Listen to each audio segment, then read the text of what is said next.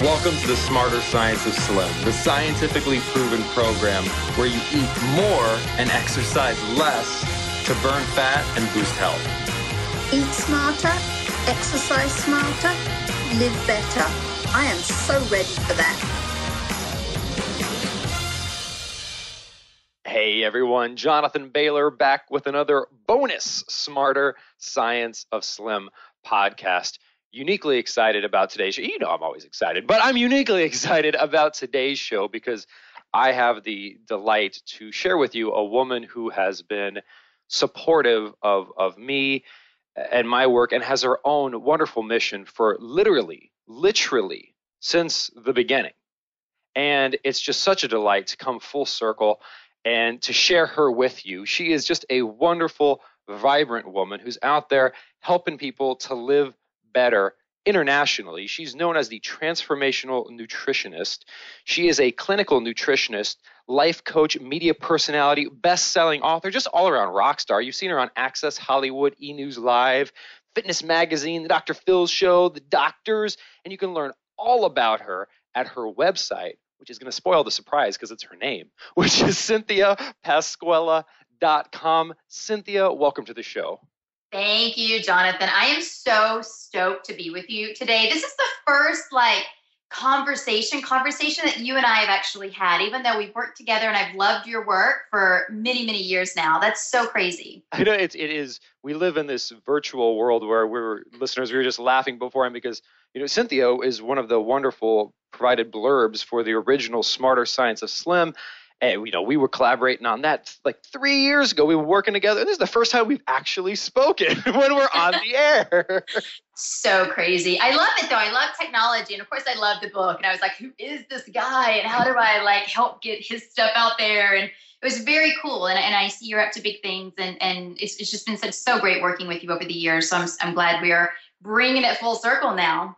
Well, Cynthia, let's talk also about your amazing work. And you have a wonderful mission of guiding women on their journey of transformation. So two things. One, what started you on this journey of transformation? And then tell us a bit about how you help others emulate that. Sure. Well, so my dirty little secret, Jonathan, is I never intended to be in this industry. I had no intentions of being a nutritionist. Diet was the furthest thing from my mind. This whole helping people and transformation and reconnecting to your authentic self, had no idea what that even meant.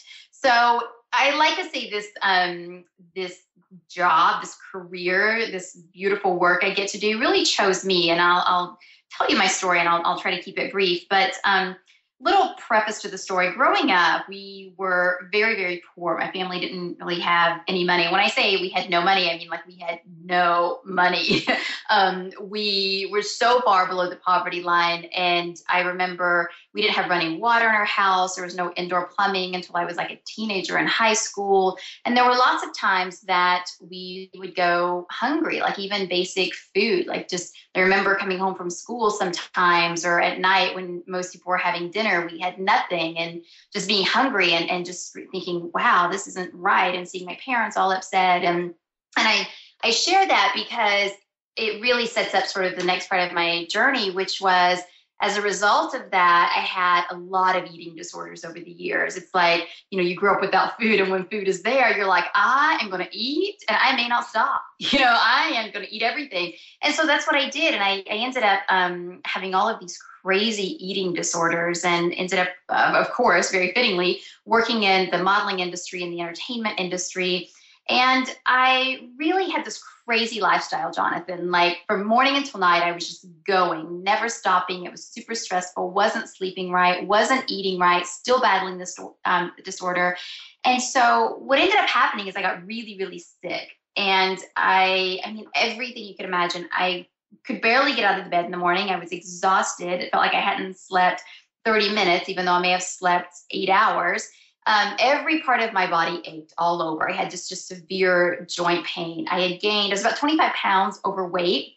My hair was breaking and falling out. I had horrible cystic acne all over, psoriasis, eczema, you name it. I found lumps in both of my breasts. I was just like a hot mess. There's no nice way to put it. And so I literally had hit rock bottom and got super depressed because I wasn't finding anything that would work for me. And I wasn't working to make money because I was working in an industry that unfortunately you get jobs based on what you look like. So I was just in this really crazy downward spiral, and went to every nutritionist and healer and doctor and trainer. I tried energy work. I was hypnotized. I worked with crystals, herbs. Nothing worked for me. And so I got to the point where I was so depressed, I was suicidal. And so I remember this night so clearly. It's the night my entire life changed. I was sitting on the floor of my apartment in Hollywood, California, literally in the corner on the floor. It was about 2 a.m. and I just was at my wit's end.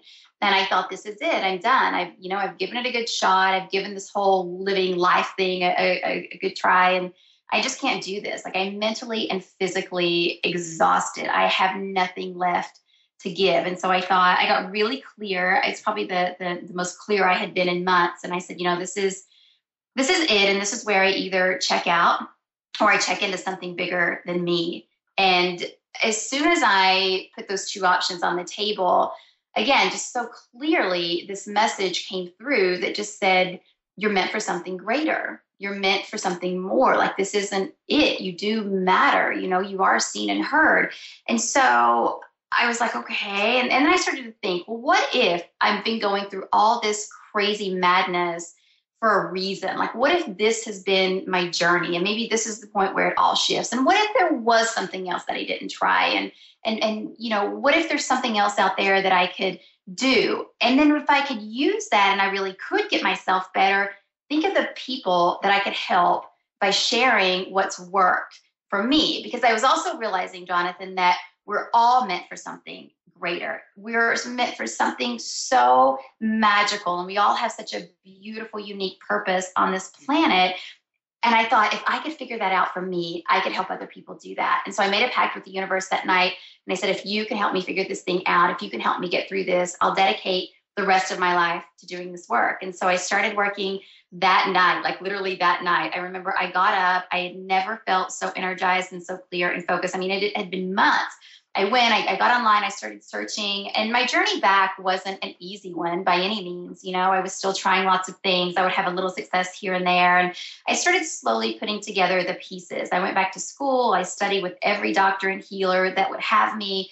Got some, so many different certifications. I've been doing this work for the past 15 years. And the turning point for me was, learning how to cleanse my body and repair it in really a holistic way. Because what I've learned, Jonathan, and we'll talk about this more if you think it might be of interest to your listeners, but the physical part was just one part. Like, getting the science down, I got. Like, you're a total science geek like me, which I love.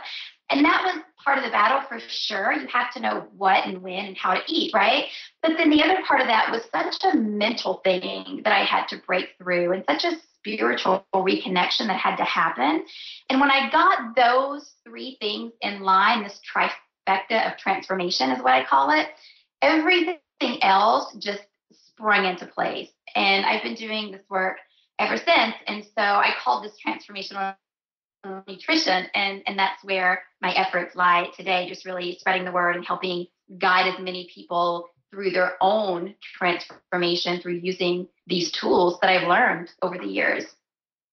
Cynthia, I so appreciate you sharing that story, and I can imagine some of it is a bit painful to relive, and it's so important, because when our listeners go to your website, cynthiapasquella.com, they are going to be struck by the beauty that they see. And I'm not talking about the website design, although it is quite beautiful. I'm talking about you. I mean, you are a beautiful, vibrant woman. And I think it would be very easy for people to see this and say, yeah, Cynthia's doing all this stuff. She's just had, she's blonde hair, blue eyes. She just had life kind of laid out in front of her. And that's not the case at all, it sounds like. I wish. I wish that would have been the case. I'll tell you, Jonathan, for a long time, and this was really a part of my healing, and I think it's part of everyone's healing, because I think that so many of us live in this place of fear where we're so afraid of being judged and what will people think if I'm not like them. And I was the same way. For a really long time, I didn't share anything about me. I didn't want people to know. I thought, me like being on the floor in a corner suicidal on a Friday night was weak, and I thought, wow, I don't want to act like I didn't have any money, because that's not cool. People all around, like, nobody can relate, basically. And I thought they would think I was a total freak. And that changed one day when I was speaking. I was invited to speak to this beautiful audience of women. And at the end, the organizer gathered together all of the speakers on stage for like this panel question and answer session, right? And so I'm sitting there, and this woman in the audience asked me this amazing question about weight loss and transformation, and I answered her. And from off to my left, I hear this lady on stage who was a co-presenter with me, and she said to me, I normally don't speak up like this, but I have to say this. And we're all mic'd, right? It's this huge audience. And she goes, I just find it hard to believe that you could answer her question. How could you possibly know what she's going through? What could you possibly know about being overweight and struggling with anything in your life? And my first reaction, wow, this crazy lady said that. Oh my gosh. And then my second thought was, wow, you don't know, because I haven't told you, I haven't shared that. And so what ended up being, what I originally was really ashamed to share, because I thought it meant there was something wrong with me, actually became one of the most liberating things I've ever done. And so what I've practiced and what I've really encouraged other women to do is share your story and own it, because there's so much healing that can happen when we really go back and visit who we are authentically, as opposed to who we've been trying to be for all of these years, and really bring that into the light, let those shadows melt away and really own who you are. And you and I talked briefly before about living vibrantly and truly getting back to the core of your authentic self is the first step. And so all of the other things like weight and getting skinny and all of these great things really come as almost a side effect of that, if you will.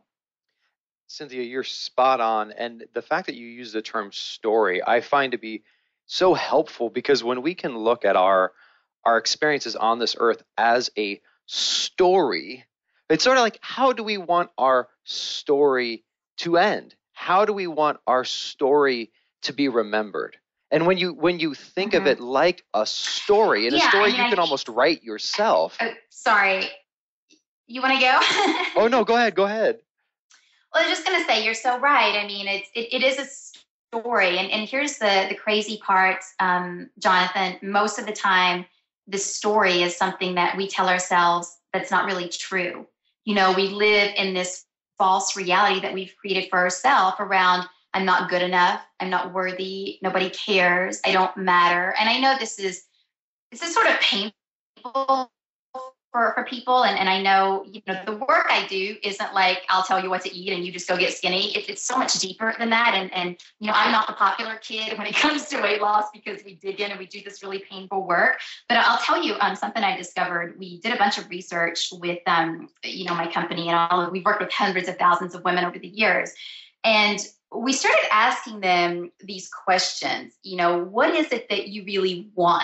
And our thought, because I know you're such a research guy, right? So our thought, Jonathan, was that people would say, oh, I want to be skinny, I want to be hot, I want to, a great relationship. People, what the 3 top answers people started saying to us was? No, what? They started saying, I want to be seen, I want to be heard, and I want to feel like I matter. And when we got those responses back, I just melted, and I thought, this is it. This is what this work is about, because that's what we're all seeking. We're all seeking connection with people, and I feel like there's so many people who feel like their story doesn't matter, like they're not seen, they're not heard, they're not important. And so what they'll do is they'll find importance in other ways. Like they'll be the great mom, right? And they'll do everything for their kids and be completely selfless while doing it. They'll cheer their husband on and make the dinners and, strive for the rock star body, even if they can't have it or don't have it. Like they'll go out of their way to be the friend that bakes a cake for somebody's birthday and wraps, you know what I mean? Like, because when they do those things, people say, man, you're such a good mom. Gosh, you're such a great wife. Wow, you're the best friend. And that is our validation.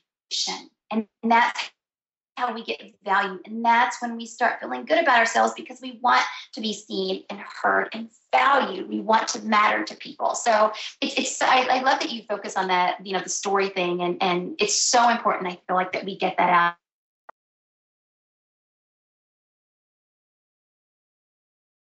Cynthia, you're so spot on, and that distinction is so important, because I have a coworker who says something very, very profound. She says, slimness is a strategy. Like we often pursue weight loss because I feel like people think that if they slim down, they will maybe then have a life which enables them to be seen, heard, and to feel important.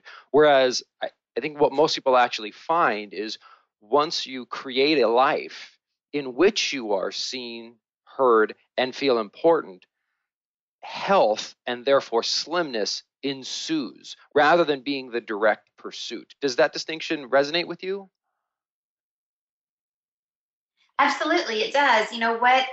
It's interesting. Women will come to me and I'll say, why do you want to lose weight? And they'll say, well, the first thing they say is, well, to be healthy so I can take care of my family and, that whole thing. And I'll say, okay, yeah, no, great. What do you really want to lose weight?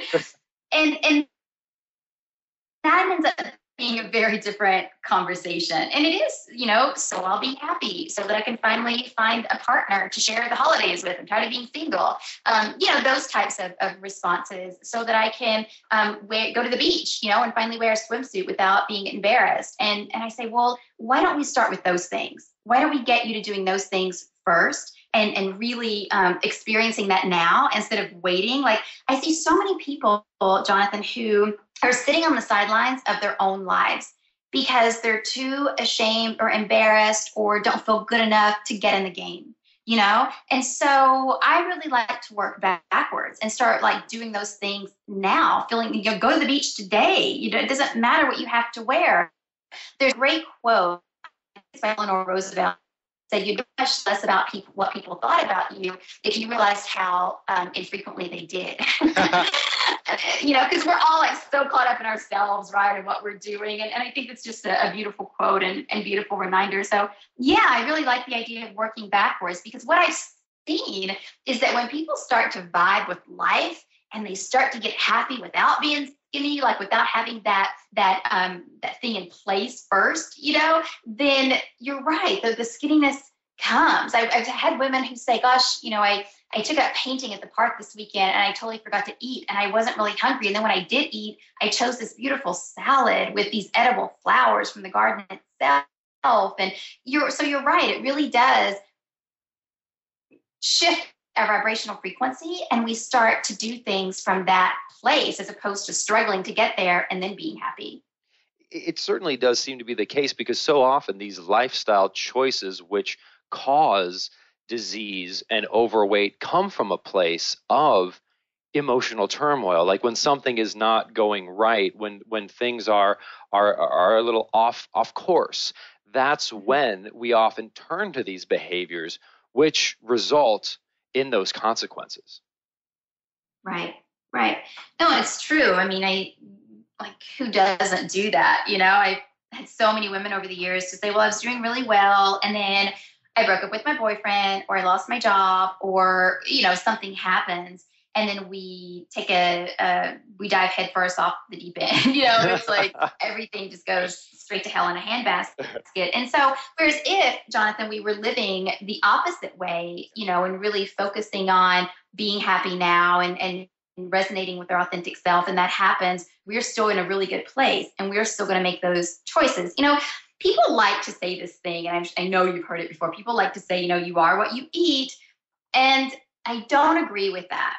I believe that you eat what you are. And Alex, what's that? No, that's awesome. Keep going. I love it.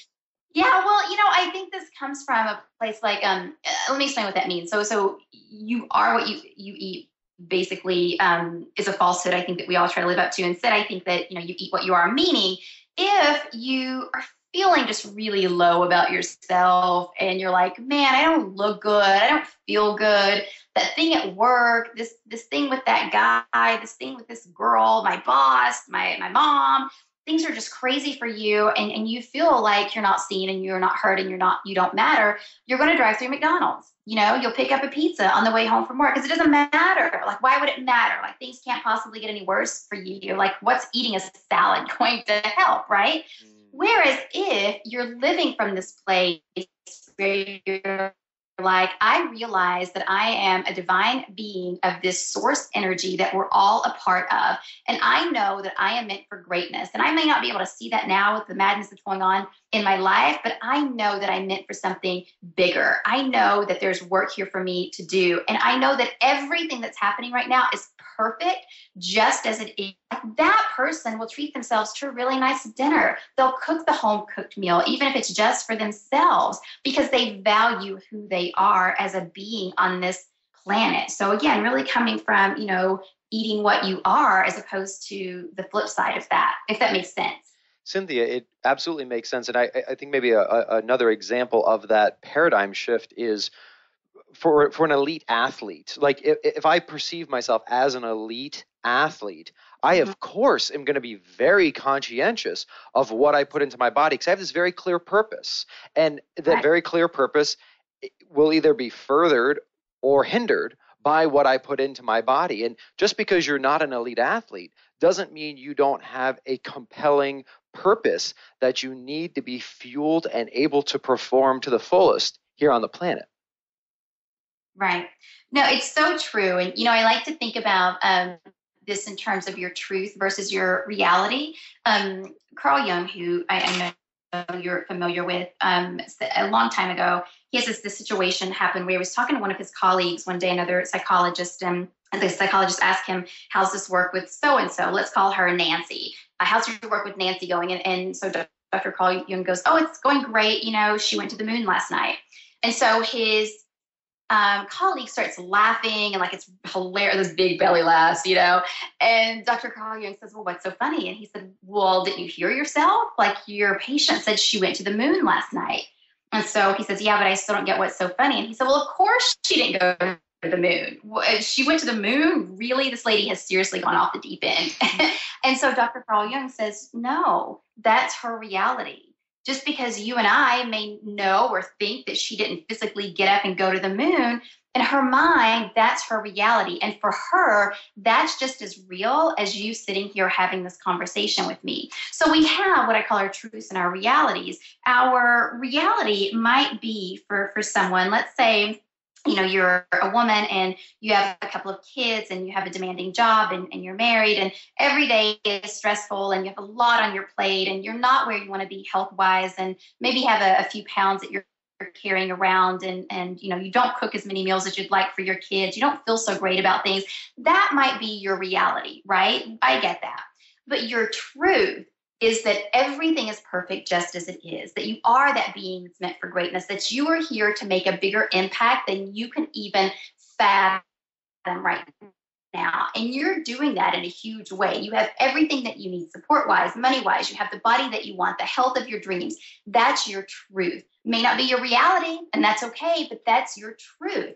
If people live from their truth and they act as if, then everything else falls into place so beautifully and with so much ease, because I believe with everything in me, Jonathan, I've seen this in my own personal life. I've seen it in thousands of clients' lives over the years, that the universe will rise up to support you at whatever vibrational frequency you're on and make that truth that you so desperately know to be your reality. And I know that's probably a little woo-woo. We might have lost a few people there, but that's what I see. Well, Cynthia, we've clearly only scratched the surface here, and your passion and your dedication to helping others live better is just exuding. So I want to direct the listeners to learn much more, because you've got lots more to offer, obviously. And listeners, you can do that at CynthiaPasquella.com. You can also check out Cynthia's lovely The Hungry Hottie Cookbook. And Cynthia, what's next for you? Because you are obviously overflowing with passion and insight. Where's that going to get applied next? I love it. Yes, I'm really passionate about this work. So what I'm doing now, so I've been doing this work for a really long time, and we really found, what, as I said, that transformational trifecta in the work of science, psychology, and spirituality. And I am thrilled, Jonathan, because we just launched the Institute of Transformational Nutrition, and we sold out. The doors are closed. We're not taking any new students right now. It was amazing, but we're opening up enrollment again soon. And what's happening is, I realized that, like, I can teach this stuff and just preach it from the mountaintops, but I still, I can write the books, and I will continue to do that. But I need people, like, on the front lines, because I feel like there's a new conversation that's taking place that's starting around weight loss and health and vitality and well-being. And I want people out there in that conversation. So I'm training them on this method that I've used for over 15 years. And not just that, but on my business methods, my coaching methods, so that they can carry on this work, and so that all of us together can have a really powerful impact on the world. So that's my next focus, and I'm so excited about it. And if you're interested in that, you can go to transformationalnutrition.com. We need people's voices. We need people joining this conversation. So if you're interested in being a student or just helping support us, you can find out ways to do that at transformationalnutrition.com. I love it. Transformationalnutrition.com, CynthiaPasquella.com, The Hungry Hottie Cookbook. There's no .com there, but it's glorious. Cynthia, thank you so much for joining us today. It's been an absolute pleasure. Thank you, Jonathan. Listeners, I hope you enjoyed this great conversation as much as I did. And please remember, this week and every week after, eat smarter, exercise smarter, and live better. Chat with you soon.